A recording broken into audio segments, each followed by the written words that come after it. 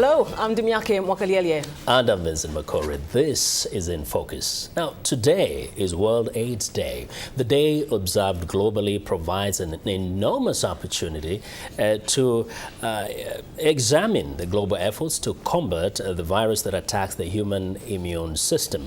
Now, South Africa's 5.7 million HIV carriers make it the country most affected in the world by the disease. And South Africa is assessing an ambitious campaign launched 1 year ago on the fight against AIDS. VOA's Scott Bobb reports now from Johannesburg. South Africa's President Jacob Zuma 1 year ago announced a major offensive against the HIV/AIDS virus. To take our response a step forward, we are launching a massive campaign to mobilize all South Africans to get tested for HIV. Every South African should know his or her HIV status. Mr. Zuma said 15 million people would be tested for HIV in the next year. Treatment programs would be expanded and a major prevention campaign would be launched. This represented a dramatic shift in policy from the previous government, which downplayed the seriousness of the epidemic. AIDS activist Mark Haywood is deputy chairman of South Africa's National AIDS Council. He says this year nearly 4 million people were tested and the number of people receiving treatment doubled.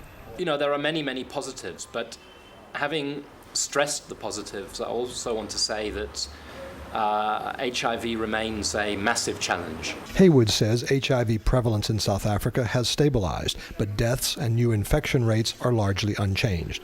He blames this on a lack of resources, determination, and planning. The United Nations, in a report issued on the eve of AIDS Day, said nevertheless progress is being made across Africa, where 2/3 of all HIV victims live. UNAIDS Regional Director Sheila Tlo said in the past decade, new infections and deaths continent-wide had declined by 25%, but she warned against complacency. Even though the number of HIV infections is decreasing, there is still a need for prevention because there are 2 new HIV infections for every 1 person that is put on HIV treatment.